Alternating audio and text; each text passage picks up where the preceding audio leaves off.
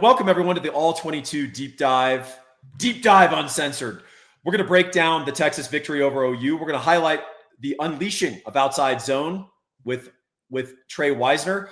We're going to also show you some improvements in the offensive line, and we're going to show you some really clutch play from Arch Manning that helped enable the Texas offense. And then we're going to show you the marked difference in physicality between the Texas defense and the Oklahoma offense. Trust me, you're going to want to stick around for that one. But you really want to stick around for is Inside Texas. $1 gets you membership. Go join the best Longhorn conversation there is. And now I want you to check out the best Longhorn breakdown that there is. Roll the tape. We're going to start to see the Texas run game get humming here, Ian. Second quarter, 1st and 10, 8:37 on the clock. Ball's on the Texas 22. And we're going to run outside zone to Trey Wisner. And this thing is going to go.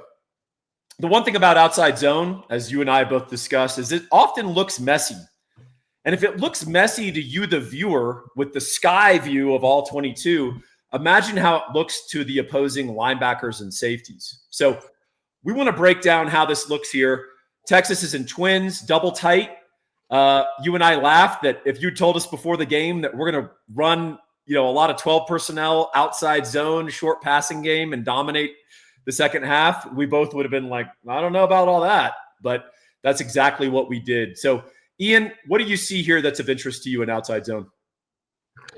They are way better at what we criticized earlier in the year. You're welcome, Texas staff. They trade guys off better. If a guy crosses their face, they give him a little jab just to help the next guy. And they're not just giving – because the thing about outside zone and what Trey Wisner does on outside zone well that our other backs don't do yet – that you've noted is that he trusts the cutback. So stop right here. Sorry, I don't mean to interrupt you, Ian, but I want to show you exactly what you're saying. Watch here. Now, if you're a normal running back who's untrained and unstudied in outside zone, you're like, I got to run this outside. Like, I just see a big wall in front of me. Trey Wisner trusts that wall is going to wash out by the time he gets there. And he's going to run through R. Mason Thomas's tackle coming from the backside. And he's going to bounce off of one of his guys who's doing his job. And he's going to go, that's Gooseby. And he's going to say, oh, here I go. As the OU linebacker overruns with the help of Jordan Washington. And he's off. The Oklahoma talking point on this one is their biggest run, we had him. R. Mason Thomas just missed the tackle. Well, the reason he misses the tackle is because everyone on the defense is getting washed down and Wisner has room to wiggle away. Like when you're coming at an angle like this, it's not like he's got a great angle on Wisner. Could he have made that tackle? Sure. But Wisner has space to maneuver, and that's where you get into trouble. One thing about RMT as well, and the reason you want to attack OU in the zone game, and we have for 4 years straight, is they run a lot of slants, a lot of replacement games. The OU edges love to get upfield and hunt sacks and negative plays. Well, if you do that in an undisciplined way, you're going to get punished because you're going to get out of your gaps. You're not going to have your fits, and you're not going to follow the progression of outside zone. You also see the linebackers for OU. They're always overeager. They're always very aggressive, but you can turn that aggression against them as they lose sight of where the cutback is going to happen in gaps. So watch these linebackers collapse as they run forward. Oh, we're going to acquire them. Nick Brooks, nice job. Way to be heady right there.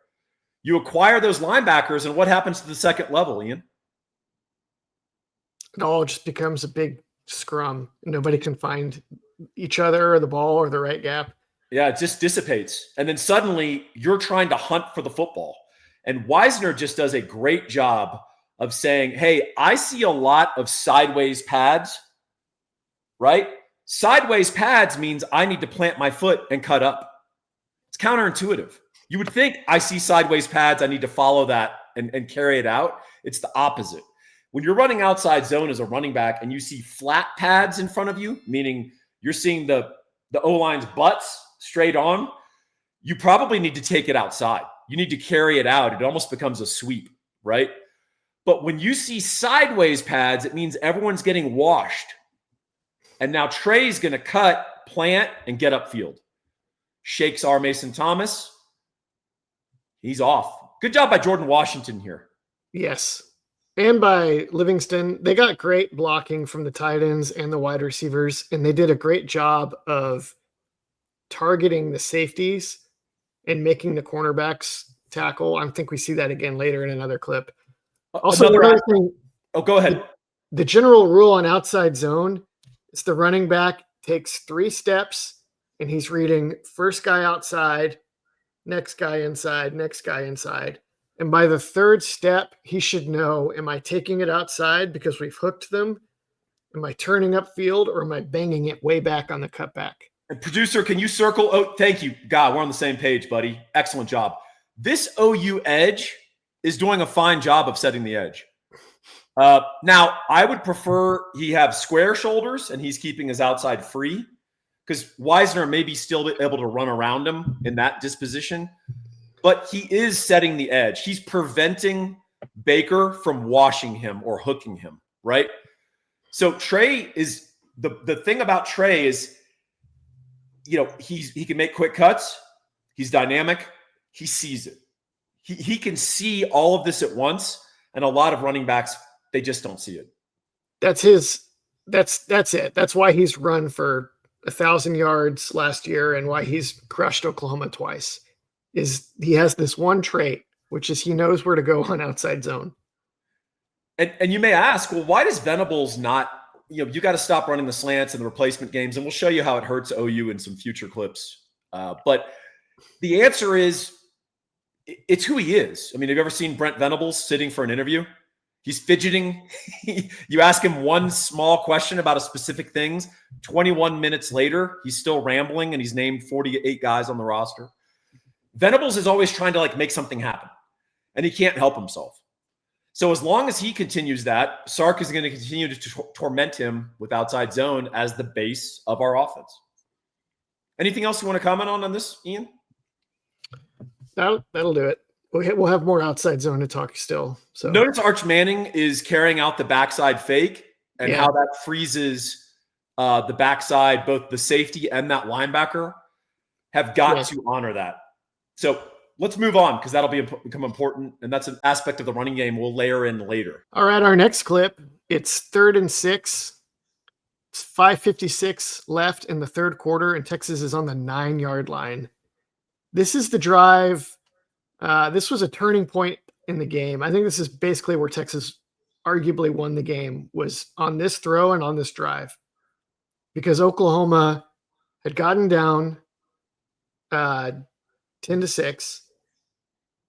They'd gotten stuffed on offense, but then they had this great punt that Texas didn't field, and it rolled all the way down to the 15, and then a penalty by McDonald took it halfway to the goal line. And so Oklahoma still had a chance to stall Texas's momentum in the game and stay in it. And then Arch Manning does this. Basic, escapes pressure, hits a dime on the run to his favorite guy, Parker Livingston. Throws that with a good degree of trust, but also just perfect placement. Double coverage. Yeah, good coverage, good pressure, and he just beats them. I mean, when your quarterback does this, his stat line in this game was not amazing, but you can dominate a team if you consistently convert big 3rd downs like this, even if it doesn't lead to a big stat total. One thing to mention about stats, I think Arch Manning's box score, very deceptive in this game, because he came up big on so many 3rd downs, and also no turnovers. He was 15 of 17 for 155 yards on straight drop back, which is what this play is. We're starting to move a little bit away from pure play action game, and we're starting to get a little more into marrying straight drop back to outside zone, almost a more of a NFL style approach. The issue we had here with pressure, I want you to note, this is not a slide protection. This is a zone protection, it looks like to me, 5-0. The issue here is Cole Hudson gets beat pretty badly, head up, and that's what causes the pressure and the flush. Manning has to roll out, throw it on the run into double coverage, but it's perfect ball placement. Everyone else does their job here. Arch escapes, beautiful throw. we've consistently seen if only one guy wins and it's a guy that Manning can see or anticipate, he's going to move and he's going to make a play. Which come NFL draft season, the right NFL draft guru is going to notice this and praise his pocket work as being totally different than most prospects. But yeah, they get beat real bad at center. But if you win everywhere else, you definitely have a chance. You have a shot. And we kept making this observation in the Florida game. When he had two guys break free, it's a sack or a disaster. When he had one guy break free, he found a way to make it work. And he really manipulates the pocket well. And this is a great throw. Like an awesome throw, awesome route. OU, I mean, I have no feedback for OU's defense. Great job. You just got beat. I mean, there's really not much you can do about a perfect throw and a good route. So let's move on to the next clip. All right, I want to show you another great clip of outside zone, and I want you to see the sort of the variety of what we're trying to do and how we're catching OU in some of their bad habits. So 1st and 10, 11:49 on the clock. It's the third quarter. Ball's on the Texas 49, and this is a boundary run to the weak side using outside zone into the shadows, Ian. But I want to highlight a number of things that happen here that are pretty interesting. One, I want you to notice that this is the weak side run. We've got twins down, but DeAndre Moore is going to go into motion, and he's going to act as a lead blocker for Arch Manning on the backside if Arch Manning had kept. There is no read here. Arch Manning is pure handoff all the way, but we can turn this into a read or a called quarterback run. Watch that. You guys see that on the backside? So that freezes guys. It also is wide open. Like, we can run this, okay?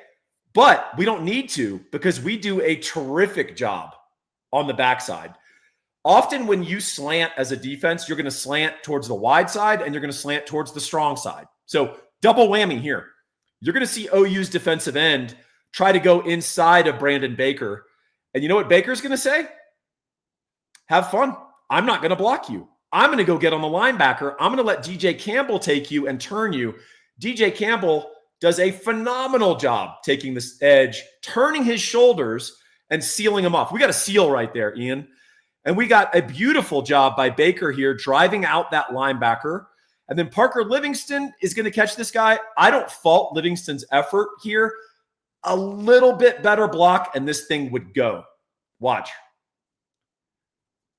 This corner ain't going to make a nice attempt at a tackle here. He's too slow-footed. He's not taking the right angle. He's diving. But that guy standing up Livingston was just enough to make this a 9-yard gain instead of a 49-yard touchdown. You know, something else I just noticed watching it on the wide zone, the wide angle there, is that because Oklahoma played a 4-down flyover, their linebackers are split wide because they have 3 safeties back. And so when the Mike linebacker chases the motion so that they don't get out leveraged on the backside, it basically turns it into a 5-man box. And not only a 5-man box, but a 5-man box that is slanting away from the strength of the call. We're playing a numbers game on both sides, and they're actually wrong on both sides. And that's a compelling and interesting thing here. The other part that I want to turn, and we'll see it from the backside view, I want you to note how the Texas offensive linemen are taking their lateral steps. Watch. See, stop here. Do you see the hands out? Every single guy has a handout trying to acquire the next guy. Even Baker, by force of habit, that edge crashed inside. Baker's not going to block him. Look at his left arm, Ian. It's out like, hey, if you want to cut back in, I'm giving you resistance. All these guys are helping each other. Now, in contrast to the longer Wisner run that we showed you at the beginning, this is a good example of us getting seals. And Wisner sees, I got to take this out to the C gap, right? I'm not going to try to cut back hard. I see that we're actually outnumbering them, to your excellent point earlier, and I'm going to win here. Parker Livingston, again, not a criticism. He does his job. He's a very good blocker. If he gets a little bit better of a block here, this thing goes. It's not going to be a 220-pound box safety every week. No, and you know what? I hate to be Mr. Cliche. OU has players on scholarship too, and that guy is taught to run through a wide receiver and make the tackle, right? That's the kind of guy that's exclusively what they recruit at safety almost. That's right. Now, I want to show you something really fun on the backside of this play. Talk about a young freshman looking for work. Nick Brooks is on the other side of the formation running this counter. I want you to follow 71 here as he does an excellent job of helping to pass off this 3 technique to Gooseby. Okay? And now watch what Nick Brooks does when he realizes the scrum, he's not any of use there anymore. He's going to go find Owen Heineke, the linebacker, and he's going to say hello. And then Mr. Heineke is going to take a little trip, and then Nick's going to tell him about it. This is a recurring theme in this game, Ian. OU did a lot of jabbering, and they did their little performative theatric display of weakness before the game. The Texas players were much more violent, much more physical than OU on both sides of the ball. And we're going to show you some more episodes of Sooner violence when we show the defense. But this started to happen in that second half repeatedly, where the orange jerseys were pushing the white jerseys back, and guys are getting pancaked and thrown around, and the Texas guys are getting up and saying, where's all your chatter now? This is the biggest question I have for the coming weeks, is if they can bring that anything like that intensity consistently and not just against the hated rival. That is the interesting thing about OU, because the truth is, Texas fans, this game is not always indicative of the rest of your season. It's a one-off. And there's been great Texas teams that have been humiliated in this game and gone on to have a good season. And there's been not very good Texas teams that have won this game, had big upsets, and it meant nothing for the rest of the season. We've got to take some of this attitude and some of these excellent schemes and carry it forward. Hey, folks, do you guys need to buy a house, or do you need to refi your current house? There's only one call you need to make. You got 10 numbers coming your way. I want you to write them down. 832-557-1095. Enter that in your phone, because now you've got a connection with the best damn mortgage guy in the great state of Texas. He can also do mortgages for you outside of the great state of Texas. That's Gabe Winslow. You can reach him at 832-557-1095. Why Gabe? Over 20 years in the industry, former National Merit Scholar. He's got a law degree. This guy is exceptional at what he does. And we have reams of 5-star reviews from all the folks that he's helped from this channel and beyond. Just call Gabe. Don't screw around with this. It's one of the most important financial decisions you'll make in your life. Get the best in your corner. That's Gabe Winslow. 832-557-1095. All right, so we're going to switch to the Texas defense here. And the Texas defense, of course, dominated in this game. OU had no answers. Revealed that really OU's offense is John Mateer and some guys. And John Mateer was not able to hero ball to victory, not because of his thumb, but because the fundamental structures of the OU offense are broken. And the truth is, this is a soft offense, Ian. You and I previewed them, and we burst out laughing at times at some of the efforts from their tight ends and blocking, at some of the things that they were trying to do in terms of physicality. And that carried over. And I want to show you the difference in physicality between the Texas defense and the OU offense on this play. OU is in double tight. They're in pistol. They're running downhill, buddy. They're going to do their version of outside zone, which would be, I guess, a kind description. I want you to watch the domination of the play side tight end by Zina Umeozulu. He is going to physically dominate a 240-pound man with his left arm. Watch this shock at the point of attack. He just jabbed this tight end with his left arm. He actually kept his right outside shoulder free, which is great edge play. And this guy reacted as if he'd gotten hit by Mike Tyson. He drives the tight end into the running back and uses the OU blocker to make the tackle. At the same time, I want to show you what Cole Brevard does, but this back view, Ian, I want you to narrate it and show what happens in terms of the controlled violence that you need to win this game.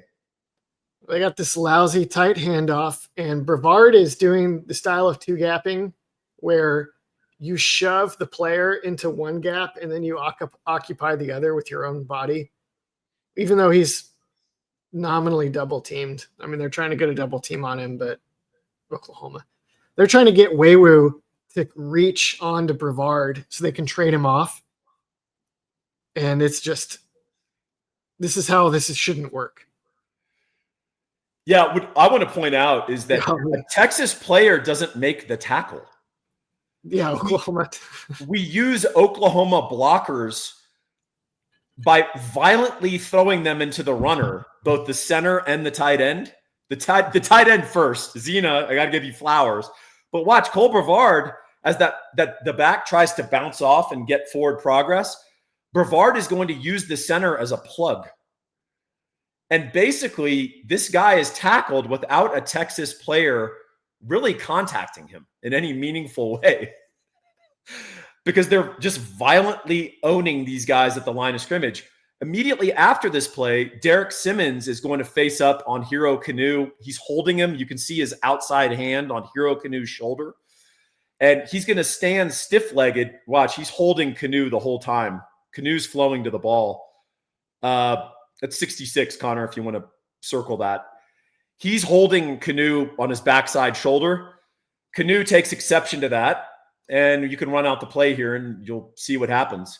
It's unfortunate, actually, for Derek Simmons. Kanu's standing up. Simmons is standing straight. Oh, we don't show it here. There you go. Kanu is – all right, Connor. I was trying to show you what happens at the end of the play, but that's all right. Basically, at the end of this play, Kanu is facing off with Simmons and basically just drives him back across the pile. Simmons goes out of the game. So even before the whistle, it's the Texas players driving OU players over the pile. It's Texas players grabbing OU players and just slinging them around because they can. And this happens over and over. We're not just selectively grabbing clips. We're taking clips that are emblematic of some of the most extreme examples. This happens over and over in this game.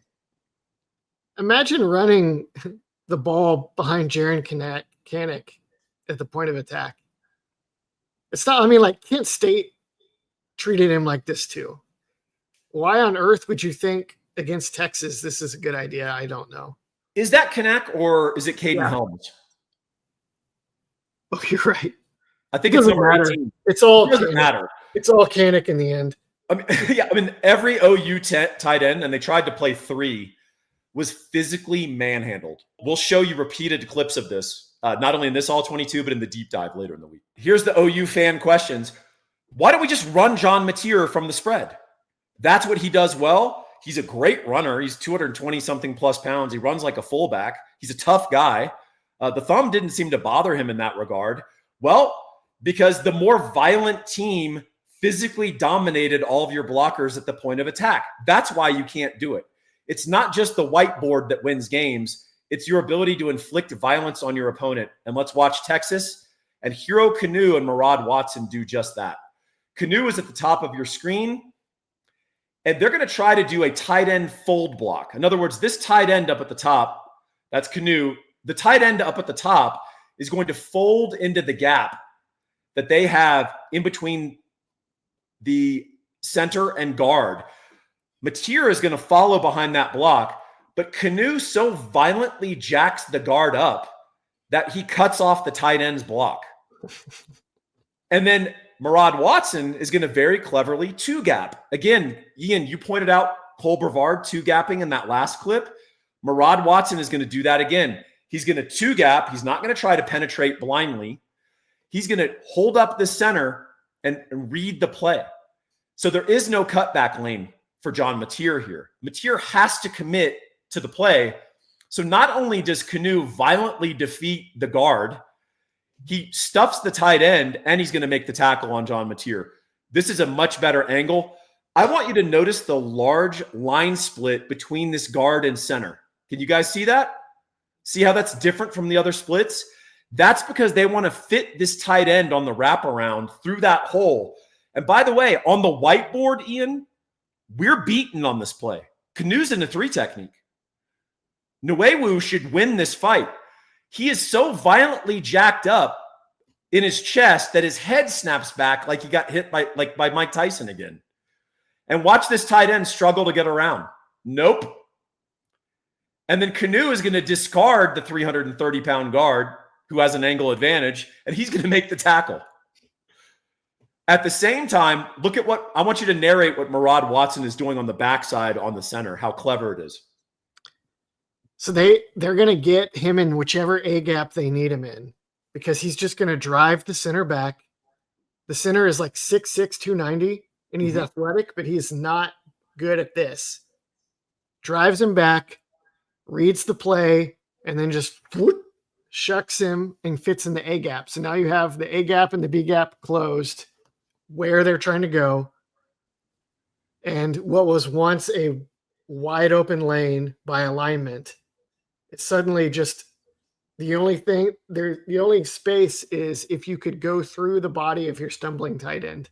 And Mateer has not yet mastered teleportation. So our producer offers a message of enlightenment and hope for all Sooner fans who might be watching this. But here's the thing, Ian. If I'd drawn this play up on the whiteboard before, you would have said, oh, that's a good play. That's going to work. That's going to go. Yeah. It's not going to go because Texas is far more violent than your guys at the point of attack. And this happens repeatedly throughout the game. Really, the way this is drawn up, it should go for 5-6 yards, right? And Trey Moore makes the tackle. But Trey Moore and Lafau don't even matter because two players dominate effectively three players at the point of attack. Even Lafau versus Ozaida, the left guard, they get nothing. They get stonewalled on that as well. Yep. He's going to come off the double. They're both squared up. Advantage to the offensive line, right? Nope. Just get one hand. Nope, you're not going to bother me today. Yeah, I mean, just if you guys haven't gathered from watching these breakdowns, Hero Canu is one of my favorite players on the Texas team, and this is why. He is sudden, explosive, and violent. He is about that life, and he is a guy that if the guys he's jacking up in the football game want to meet him in the parking lot after, he'll be happy to do the same thing to him in a different context. All right, Ian, so if you've ever watched the Oklahoma Breakdown Show, which I think those guys do a really good job, Gabe Eichert and Teddy Lehman, hats off to those guys for their analysis. Gabe offered in his last withering analysis of the Sooner offense, hey, man, we just need to go air raid. We just got to go air raid. We got to spread it out, and we got to throw the ball around, and it is what it is, and we can run from that, and we can throw from that. Let's let John Mateer create. All right, Gabe, let's watch John Mateer create here. We're in 5 wide. Texas is going to have a 3-man rush, and we have Colin Simmons as a spy. I want you to see the options presented to OU. When we only bring 3, we've got a spy who's very athletic, and we've got coverage behind. Let's watch and roll this. They're on the Texas 24. This is late in the game, and we're going to see what happens. 3 Texas pass rushers collapse the pocket. Mateer escapes because he has no passing window, and watch Colin Simmons fire and clean up easily outside. I talked about this all off season. I was like, what's going to happen to this guy on this team with no true outside receivers that you can just throw it up to when a team drops 7 plus a spy and he tries to get out of the pocket to make something happen? But where are you going to throw the ball here, Ian? Where are you going to throw the ball? Nowhere. There's nowhere because they haven't created wide open guys or mismatches by alignment because Texas is just in drop 8. And as you and I observed, OU is a collection of slot receivers. Yeah. And I mean, they're actual receivers, but also there's alleged tight ends who play like slot receivers. Yeah. We've seen that at Texas before. You only get so far with a greedy quarterback throwing to all slot receivers. And what's interesting here is not only are we've got them blanketed in coverage, you're going to notice our safeties feeling very comfortable breaking on the ball and going into robber mode. Yeah. And that's a very dangerous combination. The truth is, Mateer should have thrown 5 picks in this game, including a pick 6. Also, remember the theme of violence? This isn't just scheme. I want you to see what Anthony Hill does to Jaren Koenig.